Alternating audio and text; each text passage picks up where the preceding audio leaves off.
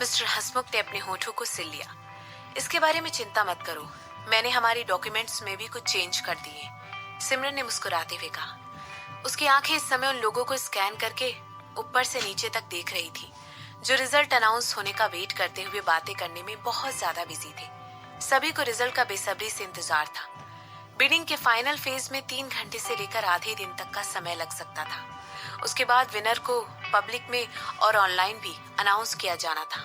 जब ये सब कुछ हो रहा था, हर कंस्ट्रक्शन कंपनी जिसने एक बार फिर से क्वालिफाई किया था, उन लोगों को एक बार फिर बैंक्वेट हॉल में स्नैक्स और कॉकटेल लेने के लिए बुलाया गया। ये इनविटेशन सभी लोगों के लिए खुल गया था। हर कोई ये बात कर रहा है कि लांबा कंपनी ही जीतने वाली है। सब लोगों में उन्हीं की चर्चा है। मिस्टर हसमुख ने अपनी आवाज इतनी धीमी रखी थी कि सिर्फ सिमरन ही उनकी बात सुन सकती थी। जो वो सोच रहे हैं उन्हें सोचने दीजिए। अपना सर हिलाते हुए सिमरन ने मिस्टर हसमुख की बात का जवाब दिया और उसे याद आ गया कि किस तरह किसी ने उसे लांबा फैमिली के बारे में पिछली रात ही डिटेल दी थी। उनके अकॉर्डिंग लांबा फैमिली बहुत ही दिलदार और अपराइट सा मिली है। उन्हें अपने सारे प्रोजेक्ट अपने दिमाग की वजह से और हार्ड वर्क की वजह से मिलते आए हैं। इन सारी बातों को सोचते हुए सिमरन के चेहरे पर एक स्माइल आ गई। मिस्टर हसमुख अपने मुंह से एक आह निकाल कर रह गए जब उन्होंने सिमरन की बातें सुनी। इसके बाद उन्होंने सिमरन की स्माइल की तरफ देखा और शेफाली की तरफ देखा जो जस्ट सिमरन के बगल में बैठी हुई थी। मैडम, सिमरन तुरंत उस औरत की तरफ मुड़ गई जो उसे अप्रोच कर रही थी और उसने उसे बुलाया था। ऑफ कोर्स वो मिस लामा थी। उसने इस समय अपने हाथों में जो वाइन के गिलास पकड़े हुए थे और उनमें से एक सिमरन को दे दिया था। सिमरन ने उसे वो ग्लास एक्सेप्ट करते हुए अपने सामने रखी हुई टेबल पर रख दिया था। मिस लामा, सिमरन ने सर हिलाते हुए कहा। इसके बाद उसने मिस्टर हसमुख की तरफ देखा और उन्होंने सिर हिलाकर वहां से जाने का डिसीजन लिया। ऐसा लग रहा था मानो सिमरन ने आंखों ही आंखों में उन्हें उन दोनों को अकेले छोड़ देने का ऑर्डर दे दिया था और बिना कुछ कहे मिस्टर हसमुख उसकी बात समझ गए थे। वहीं दूसरी तरफ शेफाली अभी भी सिमरन के बगल में बैठी हुई थी। क्या आप ठीक हैं? मैंने नोटिस किया कि आप यहाँ पर अकेले बैठी हुई हैं, इसीलिए सोचा आपको कंपनी दे दूं। आई होप आप बुरा नहीं मानेंगी। ऐसा कहते हुए उसके चेहरे पर एक अलग ही स्माइल दिख रही थी। इसके जवाब में सिमरन ने कहा, नहीं ठीक है, आई डोंट माइंड। तो मैंने सुना आप उदयपुर अभी कुछ महीनों पहले ही आई हैं। इसकी वजह से मैं ये सोचने पर मजबूर हो गई हूँ कि आप और शशांक कहाँ मिले। मिस लांबा की आंखें उत्सुकता से चमकने लगी और वो सिमरन के जवाब का वेट करने लगी। इसके बाद कुछ सोचते हुए वो कहने लगी, ओह मैं आपके मामले में टांग अड़ाने वाली नहीं बनना चाहती हूँ। मैं बस, शशांक मेरा एक बहुत अच्छा दोस्त है और मैं। कोई बात नहीं मिस लामा, मैं समझ गई, सिमरन ने उसे बीच में ही रोकते हुए कहा।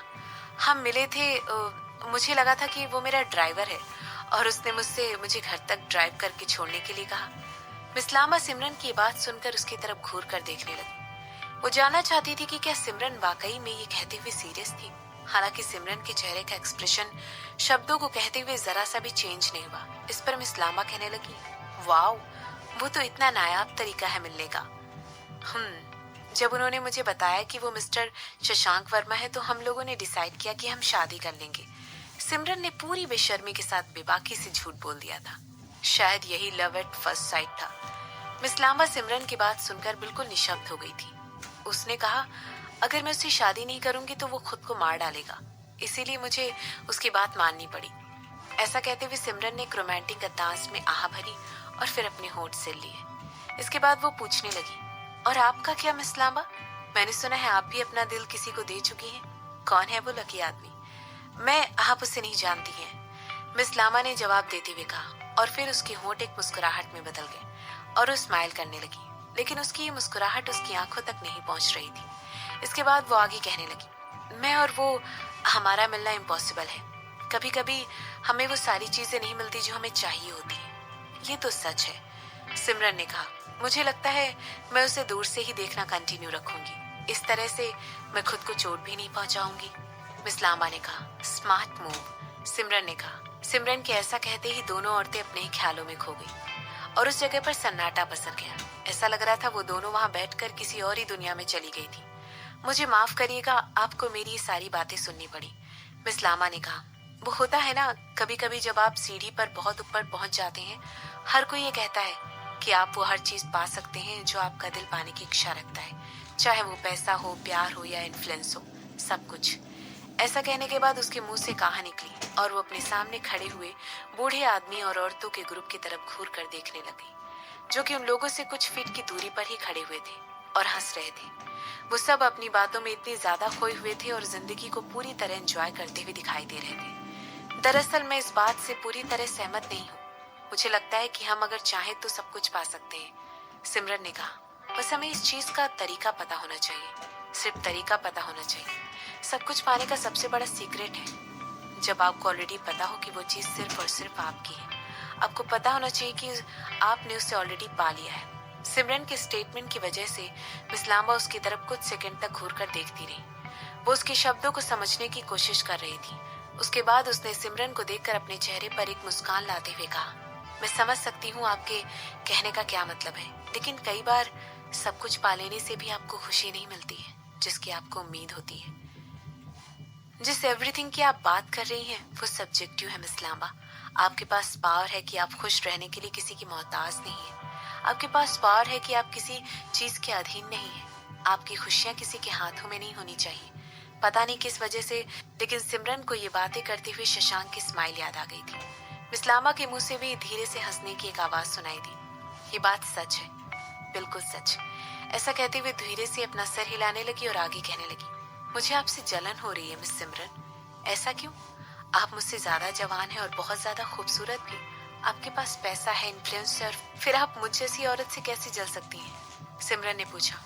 मिस लांबा सिमरन से कहना चाहती थी कि सिमरन के पास ऐसा कुछ जरूर है जो उनके पास कभी भी नहीं हो सकता है, मगर उन्होंने सोचा कि वो चुप रहेंगी। जिंदगी हमेशा सबके साथ नाइंसाफी करती है।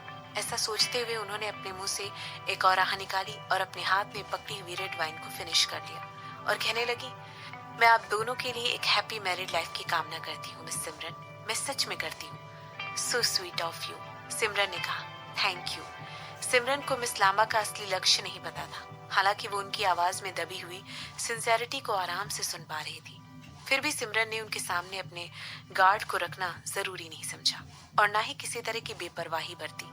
मिस लांबा ने सिमरन को एक और स्माइल दी और उसके बाद वो उसे गुड बाय कहकर चली गई। बिडिंग का रिजल्ट जल्द ही अनाउंस होने वाला और उन्होंने सोचा था कि वो अनाउंसमेंट के वक्त अपने पिता के पीछे जाकर के खड़ी हो जाएंगी। शिफाली, ऐसा कहते हुए सिमरन की आंखें अभी भी बस मिस लांबा को ही फॉलो कर रही थी। वो बहुत ही ग्रेसफुली अपने पिता की तरफ चलकर जा रही थी। यस मैम, शिफाली ने पूछा। मैंने तुमसे कुछ दिनों पहले जो पता लगाने के लिए कहा था, क्या तुम्हें इस बारे में कुछ पता लग पाया? पता नहीं किस वजह से, लेकिन सिमरन को एक अजीब सी फीलिंग हो रही थी। वो फीलिंग ऐसी थी जिसे वो शब्दों में बयान नहीं कर सकती थी। ऐसा लग रहा था मानो कोई कोई चीज उन लोगों के हर कदम पर नजर रखी हुई थी, दबे पांव उनके आसपास ही थी, और ना चाहते हुए भी सिमरन इस फीलिंग से उबर नहीं पा रही थी। वो महसूस कर सकती थी कि कोई ऐसा साया था जो उसे पल पल फॉलो कर रहा था। कुछ देर पहले जब वो मिस लांबा से बात कर रही थी तो उसकी ये फीलिंग और ज्यादा बढ़ती जा रही थी। क्या वो फालतू में ही चिंता कर रही थी या उसकी चिंता के पीछे कोई बड़े तूफान के आने का संकेत दिखाई दे रहा था?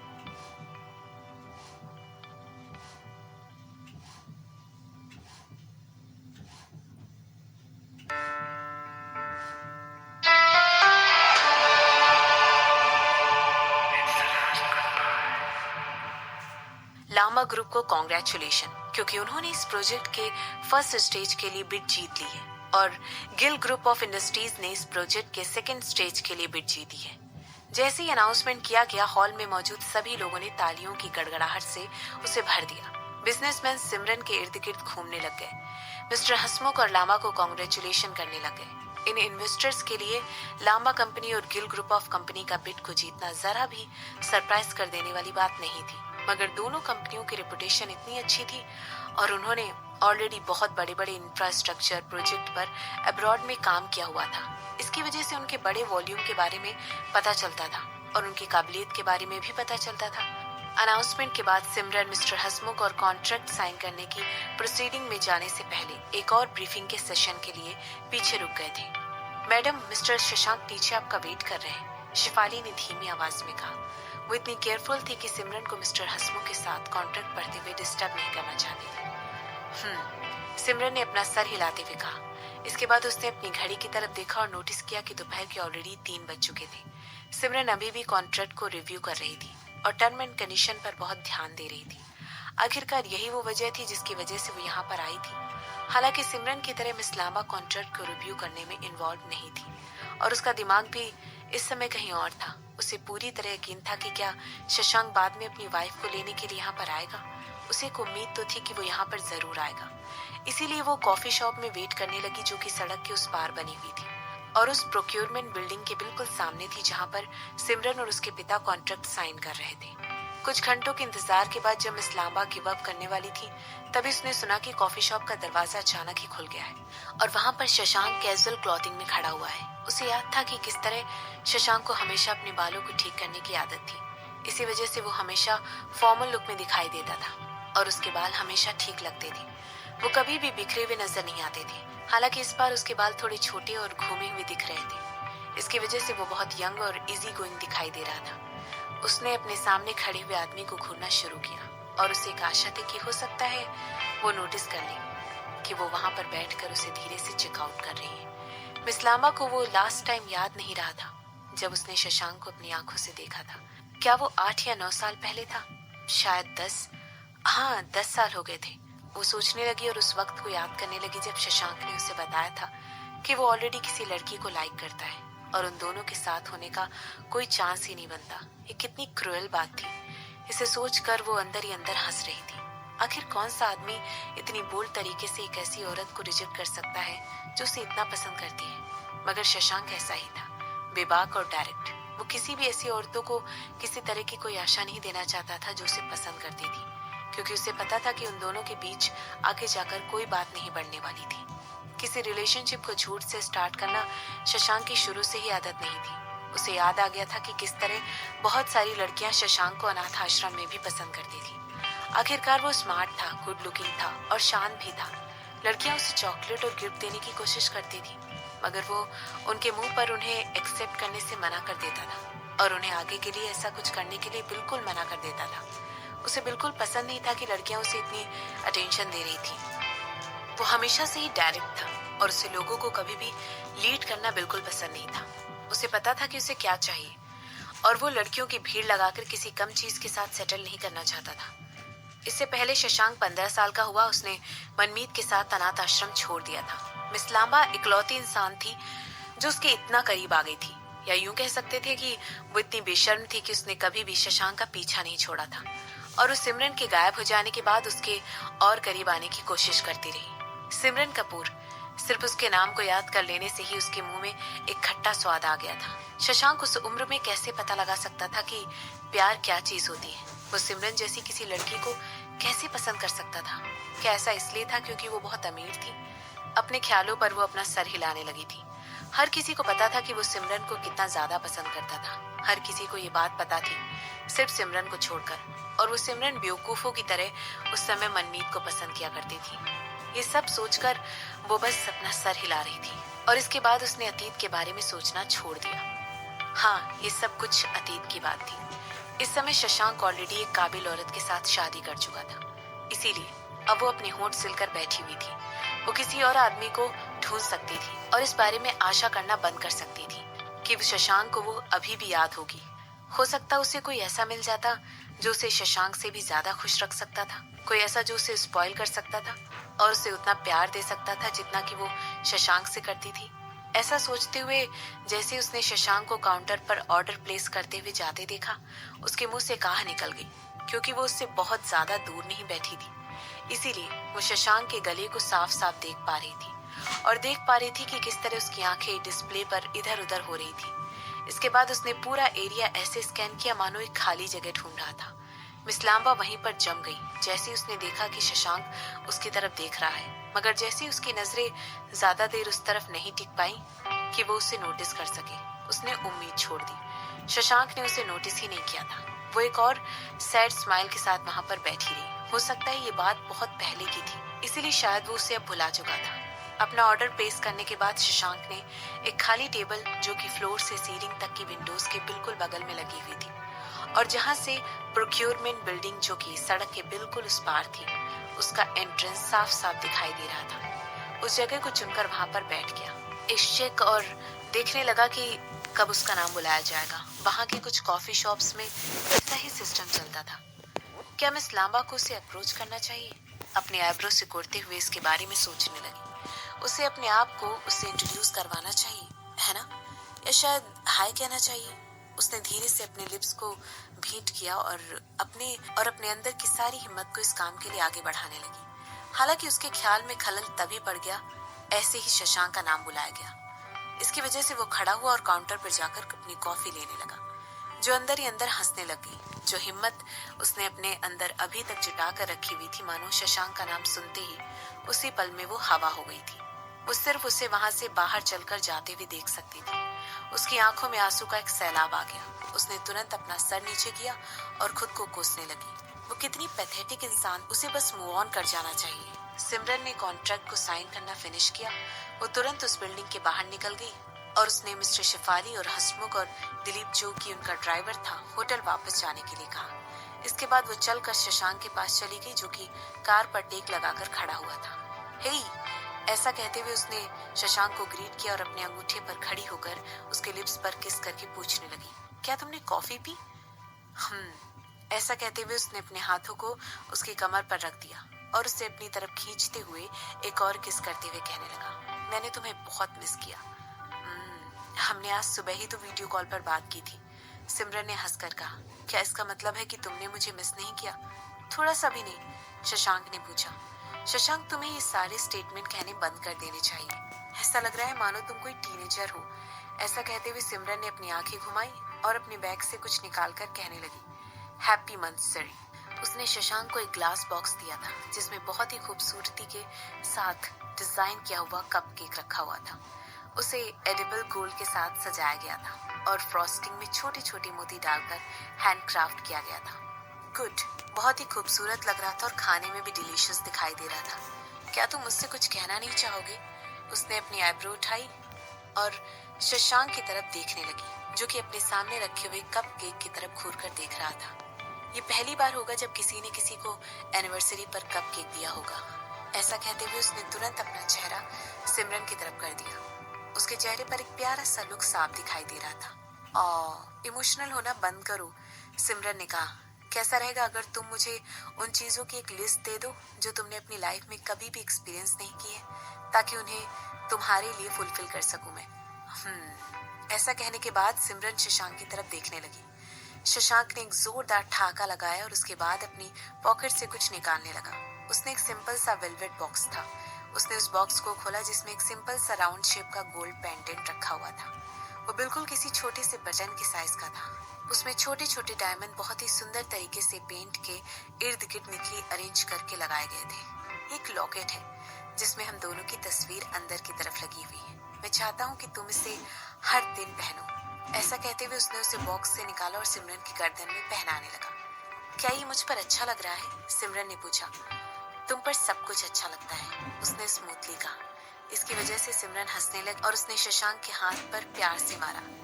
मैं इतना हार्ट वार्मिंग सीन देखना एक्सपेक्ट नहीं कर रही थी। एक तेज लेकिन गहरी आवाज ने उन दोनों को पीछे मुड़ने पर मजबूर कर दिया, जहां से वो आवाज आ रही थी। वो आवाज मिस्टर दीनदयाल की थी, जो उनसे कुछ कदमों की दूरी पर ही खड़े थे।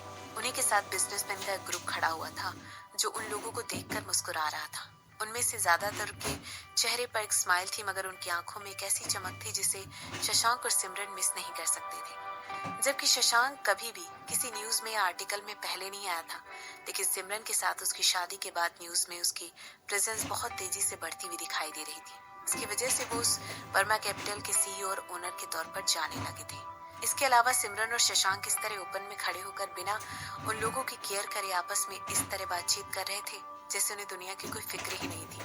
और दो पावरफुल गुड लुकिंग इंडिविजुअल्स अगर इस तरह पब्लिक में खड़े होकर एक दूसरे की तरफ किस करते हुए अफेक्शन दिखाएंगे तो इसे मिस करना बहुत ही मुश्किल था। ऐसा नहीं था कि ये कोई प्रॉब्लम की बात थी। आखिरकार बिजनेस वाले लोगों को ग्लो करने के लिए कनेक्शन की जरूरत होती है।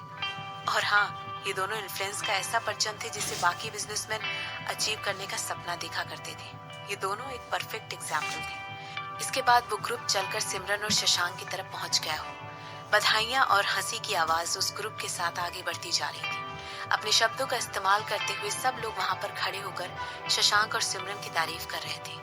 हर कोई उन लोगों से अपने आप को इंट्रोड्यूस करवाना चाहता था, लेकिन वो लोग एक बात भूल गए थे कि कुछ मीटर की दूरी पर एक औरत बैठकर घूरकर इस सारे नजारे को देख रही थी। किसी ने भी इस बात को नोटिस नहीं किया था। उस औरत की आंखों से आंसुओं की धारा निकलकर बह चली थी। अपने लोअर लिप को बाइट करती हुई औरत वहां पर बैठकर सिसकियां भर रही थी। उसने पूरी कोशिश की कि उसकी आवाज वहां से कहीं दूर तक ना जा पाए। इसके बाद मुस्कुराते हुए लोगों की तरफ अपनी पीठ करके वो अपने दिल को लेकर बैठ गई थी, जिसमें बहुत ज्यादा कड़वाहट बढ़ चुकी थी। उसके दिल का दर्द धीरे धीरे बढ़ता जा रहा और जो नजारा उसने अभी देखा था वो उससे बर्दाश्त नहीं हो रहा था, लेकिन वो इसके लिए कुछ भी नहीं कर सकती थी। उसने अपने कदम आगे बढ़ाने की बहुत कोशिश की, लेकिन ऐसा लग रहा था मानो उसके पैर वहीं जम गए थे। उसे अपने पैर बहुत ज्यादा भारी लगने लगे थे। ऐसा लग रहा था मानो उसके दिल का दर्द उसके पैरों तक भी आ गया था और उससे एक कदम भी आगे बढ़ाया नहीं जा रहा था। अपने हाथ में पकड़े हुए पेपर बैग की तरफ देखते हुए उसने एक लंबी सियाह भरी और इसके बाद पेपर बैग को दूर फेंक दिया। वो पेपर बैग सीधे जाकर पास में रखे हुए कूड़ेदान में गिर गया, जिसमें रेड वेलवेट कपकेक रखा हुआ था। आखिरकार उसने शशांक को एक कपकेक देने के बारे में सोच भी कैसे लिया था। अब इन बातों का कोई मतलब नहीं था। ये सब बिल्कुल पॉइंटलेस था। मिस लांबा अपने पैरों को घसीटते हुए उस प्रेमी जोड़ी से एक कदम और पीछे खींचने लगी। वो वहां से जाना चाहती थी, जितना दूर हो सके उतनी दूर जाना चाहती थी। इससे पहले कि वो अपना दिल टूटने की वजह से सड़क पर रोती हुई गिर जाती, वो सब लोगों की नजरों से कहीं दूर भाग जाना चाहती थी। टूटे हुए दिल का कोई इलाज नहीं होता, ये बात उसे आज समझ में आ गई थी।